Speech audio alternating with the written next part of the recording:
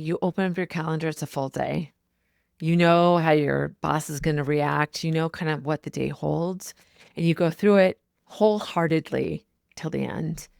Then you sit there and just in a time of pause, but whether you're driving or sit in front of the TV, you think, huh. And then there's a deliverable on Thursday, and then Tuesday comes back around. I want you to break the cycle. And that's what we're going to talk today. Do you need to? Welcome to How to Get What You Want. This podcast is for driven women ready to claim their goals and navigate their careers with clarity and confidence. Join me as we explore real stories, tools, and strategies to help you steer your career exactly where you want to go. Let's get started on helping you get what you want. Hey, friend, I am so glad that you made the choice to be here today. This is a really important topic. And I know I say that this community is so important to me. And I only bring content that I've either experienced and I need to share because you need to know, or that my clients are really struggling with. And I have seen this over and over. And it's all about your career. Like, we are so busy. We have this busy culture. We always say, how are you? Oh, I'm busy. We go through this repetition and we don't often pop our head up and ask, oh, am I happy? Am I being rewarded? Am I developing? And we believe in some level that somebody's going to come and like tap us on the shoulder or show a spotlight and say, here's the next step for you. But listen, that is not going to happen. It's up to us to make that assessment and make the choice, like have the rule book for ourselves. And that's why it's so important that you listen to this, because this is about getting what you want. And getting what you want isn't being passive, kind of letting it happen to you, sitting back and just waiting for the enlightenment, the opportunity, the ask to come to you. It's about adopting a negotiator mindset, because that is how you preemptively create a career that works for you. And that's how I want you to think about this today is you need to click into that negotiator mindset. That is being intentional to think about what is next for you. And so many times we don't pop our head up and take that shift in mindset to go, is this working for me? And I really want you to think about that. I look back at this and I work with clients who are moving to their next thing. And I see this a lot. And it happened to me. What I tell people now, my clients, is my suggestion are that you need to pop your head up on a biannual basis and say, is my boss right? Do they develop me? Do they inspire me? Do they know what my strengths are? Do I work for a great boss? Those are the things that makes a great boss. Not somebody that's just nice to you, but somebody that really advocates for you. That is advocating to really know you, see you, really invest in you.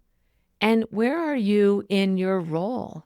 Is it something that still challenges you? Does it lighten your day? Do you love what you do? But what happens is it becomes kind of static in a way. We just go through the repetitions and we don't consciously think, oh, I'm just waiting for somebody to come to me and say, here's an opportunity for you, or here's the next role for you. But that doesn't necessarily always happen. We need to be our own advocate. This is one of those things that when I look back, I wish I would have done.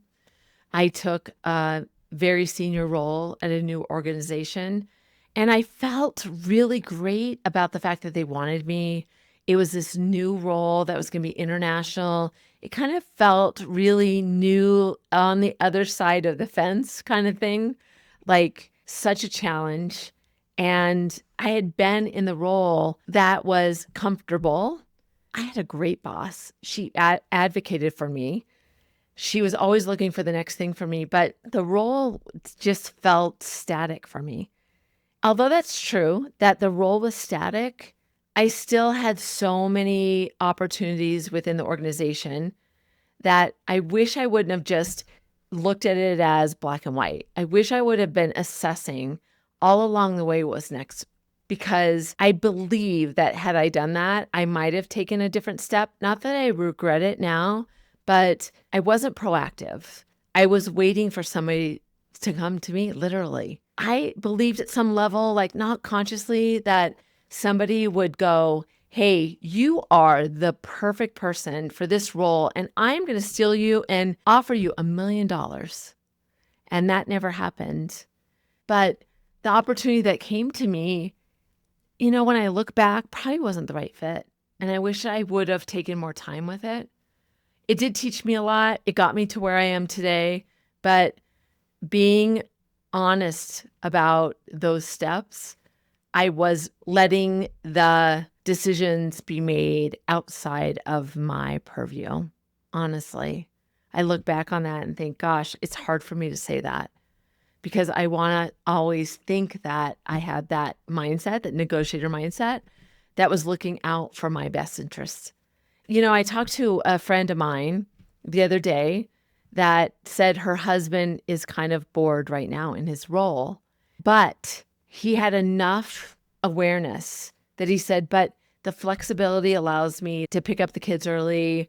I have flexibility. I'm not on call all the time. So while I'm kind of bored right now, I'm okay. A true life balance thing to think about what works for you. But if we don't take the time to observe that and not think about what's next for us, nobody's going to do that for us.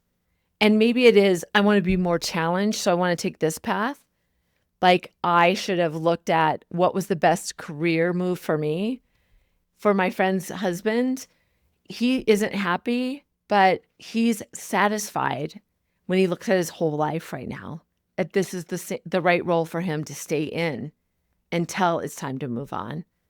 So I think this is something that I wish I would have done on a biannual basis, taken the time to consider where I want to go next. Who do I need to know? What do I need to do to expand my view of what my potential is, but what is possible within the company or beyond? And had I done that, I might have felt better now about the decisions that I had made because I would have been more intentional and I would have said, I made this for a reason and it's good for me now. Where I believe that I just kind of did it on a whim. I let it happen to me instead of me letting it happen for me. So I want you to really think about that. It's not that I made a mistake. It's just that it wasn't my decision when I look back because I was letting my career happen to me. So let me walk you through a couple tips that I want you to think about using and making a regular cadence for you. I want you to check in with yourself twice a year. I want you to really think about where you are and take time to journal so that you have the opportunity to look back at that and think about what is next for you. So the first tip in that meeting with yourself is to look at where you've been. Look at your role. Think about, have you grown in your role and now you're stagnant? Have you hit a plateau and then you're not moving further? Are there opportunities where you can expand that you can get more exposure, you can get more experience in your current role? Then I want you to think about your boss. Is your boss developing you? Do you have a great relationship with them? Do you trust them? Do they trust you? That's a really important factor. We don't notice change over time. Has the change over time been good for you? Or has the change over time been bad? Our brains don't think about or recognize the change. We only see, or our conscious mind comes to us when there is a drastic change. But a subtle change isn't enough for our brain to be awakened to pay attention. So this is the time to think about, in tip 1, about assessing where you are. Has there been a shift?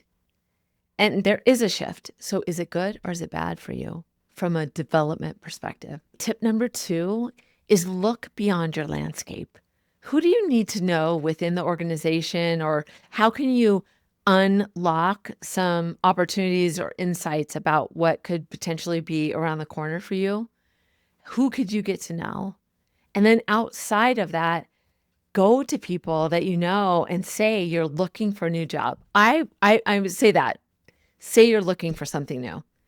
Listen, No is okay. So even if you say, great, that's a great opportunity, maybe in the future, no right now, it's okay to ask for it and then say no. I want to challenge yourself. I want you to go to 3 people and say, listen, I'm looking for something new. I'd love to know what you think would be good for me or what is available in your company. Why not? Why not explore? It's so interesting to me that people don't look outside of their kind of landscape and look beyond and say, like, I'm always looking for something new. I worked with a client who said, I have that sign up all the time. I'm always looking for something else. And I'm really open with my company because that keeps me fresh. So how can you do that? Just explore what you might not be thinking about. In fact, in negotiation, that's called your BATNA. When you go through the exercise, so say you go to somebody and you say, if there's a role within your organization, I want to go for it. And you get a couple interviews and they give you the offer and you go, oh, no, I'm good right now. Actually, that's not good enough for me to leave. You know, you're marketable. It might be something you come back to. That's building your BATNA. That's really important to build your confidence, especially if you feel stagnant, especially if you don't realize it.